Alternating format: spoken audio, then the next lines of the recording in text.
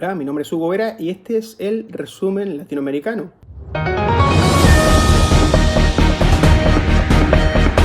Podrán ver, esta semana estoy grabando con un setup un poco improvisado, una tablet, poco micrófono, así que pido disculpas de antemano. Así que vamos al tema central, que como sabrán, por las noticias y por lo que está aconteciendo en América Latina y quizás en el mundo, la noticia más importante, fuera de las otras cosas, es Venezuela. Como sabrán, hay protestas en este momento en rechazo a los resultados electorales del pasado domingo.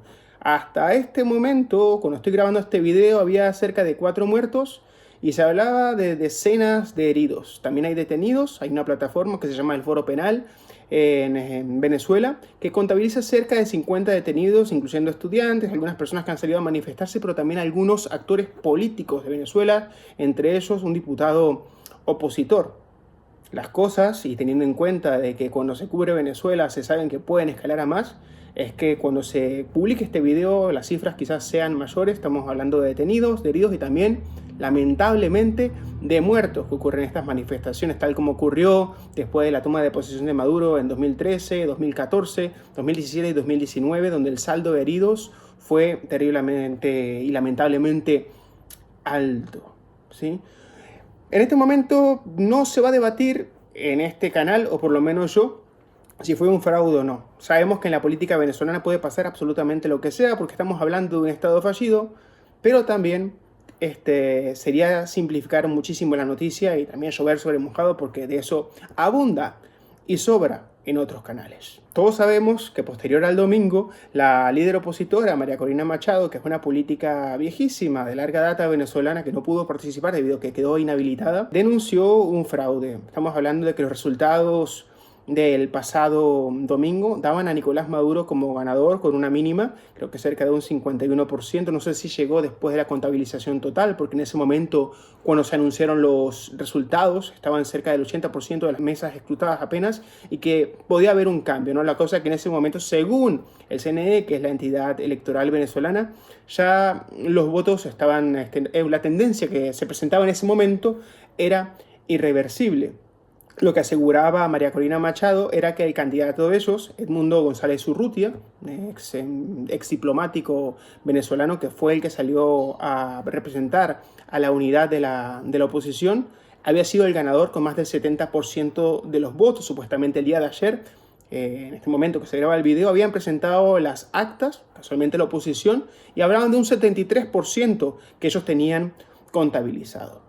Pero eso en este momento hay que hacer un pequeño inciso, ¿no? Porque estamos hablando de que cuando se habla de Venezuela, y para no simplificar las cosas, se habla de cuestiones binarias. Se habla de buenos y malos, se habla de blancos y negros. Y yo en este video quería escapar un poco acerca de también de ese análisis, ¿no? Porque creo que la historia, cuando se narra, hay que narrarla de forma objetiva. Venezuela es un país que en este momento es un estado fallido. Por un lado tenemos la narrativa de aquellos que defienden y ven a Venezuela como una especie de revolución, que de revolución no tiene nada, de un estado donde los trabajadores viven en dignidad y todo el mundo bulla en la felicidad, nada más lejos de la realidad. Nosotros sabemos que existen 5 millones de personas en Venezuela que abandonaron su país, en muchísimos casos porque no tenían otra alternativa. También sabemos que hay cientos de personas o miles de personas que transitan incluso rutas tan peligrosas como el Darién escapando de Venezuela porque en este momento es un estado fallido. Solamente algunos movimientos sociales de países que no conocen la realidad de Venezuela, estamos hablando de estos movimientos progresistas, movimientos estudiantiles, algunas izquierdas, entre comillas, latinoamericanas, incluso acá en Europa, como en el caso de Irene Montero, hablan de estos países sin conocerlos y en muchos casos simplemente por mantener una idea, o en muchos casos también como pasa con el señor Juan Carlos Monedero, que estaba no hace mucho, creo que sigue de asesor y opinólogo, cobrando y con intereses de por medio. Pero sabemos que Venezuela en este momento para los trabajadores no es ese paraíso que se trata de vender, de vender desde la izquierda, de resistencia y soberanía.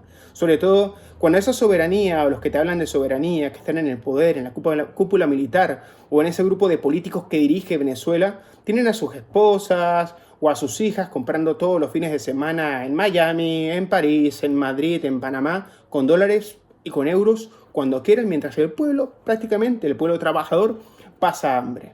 ¿sí? La gente te vende, por lo menos la izquierda, te trata de vender Venezuela alimentado con esa matriz mediática que tienen algunos canales como Telesur.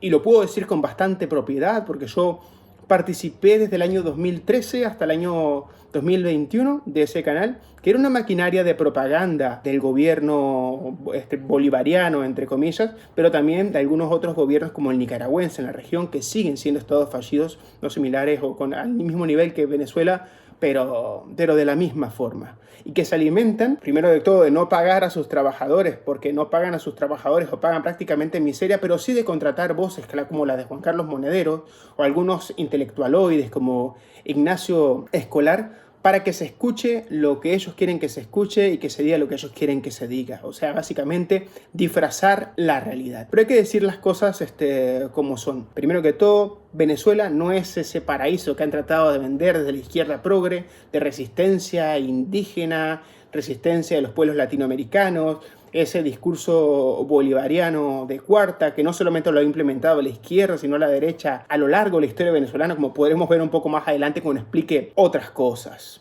¿sí? Y por otro lado, tenemos los que te venden a Venezuela como, no como el infierno que es porque realmente es un estado fallido, pero los que te dicen que antes del 98, cuando gana Hugo Chávez, Venezuela era un paraíso. Hay que remontarse mucho más atrás porque Venezuela no comenzó a ser un desastre de la noche a la mañana con Hugo Chávez. Venezuela tiene una larga historia de ser un desastre. Venezuela inaugura el siglo XX, principio, la primera mitad del siglo XX, siendo gobernada por dictadores y una mezcla de presidentes civiles de los que se pueden rescatar alguno que otro. La primera parte del siglo XX estuvo gobernada por un dictador que se llamaba Juan Vicente Gómez, un dictador profundamente servil a la oligarquía, de profunda convicción anticomunista, así se convencía, pero también de un profundo discurso bolivariano similar al de Chávez. Posterior a este dictador, lo sucedieron varios presidentes, incluso un presidente que se le conoce por ser un intelectual renombrado, Rómulo Betancourt, al que le dio un golpe de estado el dictador Marcos Pérez Jiménez.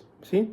En toda esta época, Venezuela había descubierto petróleo y ya había comenzado esa dependencia del petróleo. La época de las dictaduras venezolanas se acaba en 1958 cuando a Marcos Pérez Jiménez lo deponen y es en una mansión, en una hacienda un lugar de Venezuela que se llama Punto Fijo, donde se ponen de acuerdo los principales partidos políticos, actores políticos, los ADECO y los COPEI, para sucederse en el gobierno. De ahí en adelante, estos partidos se suceden en el gobierno. Obviamente dejan por fuera movimientos populares, incluso al Partido Comunista de Venezuela, tenía muy poco, pero esos actores políticos quedaron por fuera. Venezuela en aquella época, y cuando vas a la leyenda de oro venezolana, te la venden como la Venezuela de la prosperidad, la Venezuela donde se movía el dinero gracias al petróleo, la Venezuela donde muchos viajaban, y le decían la Venezuela del 2x1 porque los venezolanos iban por todas las partes del mundo comprando de todo y decían dame dos de esto y dame lo otro. Lo que no te dicen en muchos casos es que no todos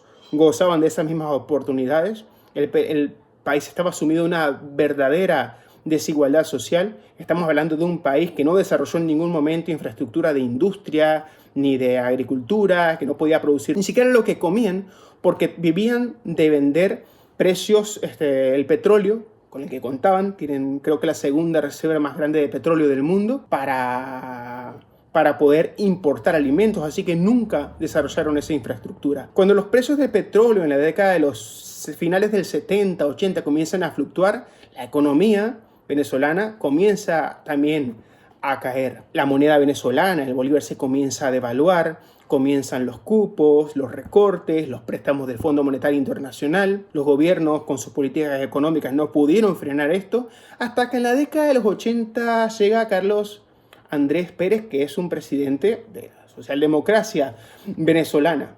Este presidente venía con la idea de generar una política de recortes que son muy tradicionales acá en América Latina. Esa política de recortes pasaba obviamente, como siempre, con ayuda del Fondo Monetario Internacional, por hacer recortes, sobre todo para las clases sociales bajas. Estamos hablando de aumentar el precio del combustible, que eso por supuesto subía el costo de los alimentos y de todo lo relacionado, el costo del transporte. Estas medidas de recorte tuvieron un efecto que creo que tocaron el cielo o tocaron el techo en 1989 con el conocido Caracazo. La gente en ese momento, por los recortes, por el hambre, bajó de los cerros venezolanos, que son los barrios más populares de Venezuela, y se enfrentaron con un ejército. El gobierno en esa época, conformado por los que después serían la oposición a Hugo Chávez, mandaron a abrir fuego contra la gente, suspendieron las libertades constitucionales y metieron presos y también generaron desaparecidos.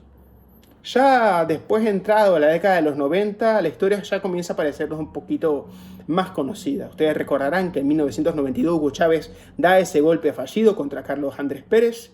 Después va a la cárcel, el famoso "por ahora no se pudo", no recuerdo bien cómo se llamaba. En el 95 lo libera otro presidente y en 1998 gana las elecciones. Cuando Chávez llega a la presidencia venezolana, llega con una Venezuela que tenía un 49% de pobreza. Eso sí, en 1999 cambia la constitución y fomenta un montón de programas de ayuda social, ¿sí?, basados en esa dependencia del petróleo venezolano. Que nada cambiaba con la costumbre que tenía Venezuela de importar y depender de ese llamado oro negro.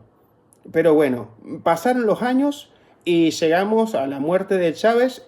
Ya esa muerte de Chávez, o durante unos años antes de la muerte de Chávez, los precios del petróleo venezolano comenzaban a fluctuar de nuevo y todos esos programas sociales, con un barril de petróleo que incluso llegó a tocar los centavos de valor, ¿sí?, no se podían sostener. ¿Sí? Ya el descontento era amplio en esa época tampoco, a pesar de que Chávez se llenaba mucho la boca de que se estaba alimentando. Estamos hablando de la época entre el 98 y el 2012, que fueron los últimos años del periodo de Chávez. No se logró desarrollar el campo porque, si bien hubo la intención, es cierto que la corrupción, la dependencia también del petróleo, que incluso dejaron morir la industria petrolera, la dejaron en manos estos soberanistas de potencias como China o como Rusia, murió y no pudieron sostenerlo. Ese descontento fue aumentando hasta la muerte de Chávez en marzo del año 2013 y posteriormente después de las elecciones y el periodo de Maduro. Posterior a eso, realmente lo que se hizo fue recrudecer ese gobierno que está conformado de la cúpula militar que se ha sentado y un grupo de civiles también pegados a esa cúpula militar, que lo que hacen es gozar y disfrutar de las riquezas de un país, mientras una gran mayoría, cerca de un 90% de esas personas que todavía están en Venezuela, sufriendo de alguna pobreza. Entonces es importante denotar esto, ¿no? Porque cuando se discute de Venezuela se habla como si la oposición fuese la salida a todos los problemas de Venezuela. Pero cuando hablamos de oposición y hemos hablado de los personajes que la conforman, hablando de María Corina Machado, de los Capriles, y de cuantos otros personajes hayan salido, forman parte de esos partidos que condenaron a Venezuela, a los trabajadores venezolanos a la miseria, que también tomaron las mismas medidas, que crearon las mismas dependencias del petróleo y por tanto, ganen unos o ganen los otros, los de siempre, los trabajadores van a seguir lo mismo. No se puede plantear una salida, que la salida para Venezuela sea en unas elecciones. En este momento hay que estar del lado de los trabajadores venezolanos, que son en este momento los que no tienen una salida por lo menos visible en un futuro próximo. Ese es el análisis que comparto, y lo comparto desde el punto de vista de una persona que trabajó en Venezuela y que estuvo empapado en la política venezolana por una cuestión de trabajo en ese tiempo. Eso ha sido todo por el momento. Si tienen algún comentario, por favor, déjenlo en los comentarios, así sea para insultarme o para rebatirme. Y nos vemos en la próxima semana.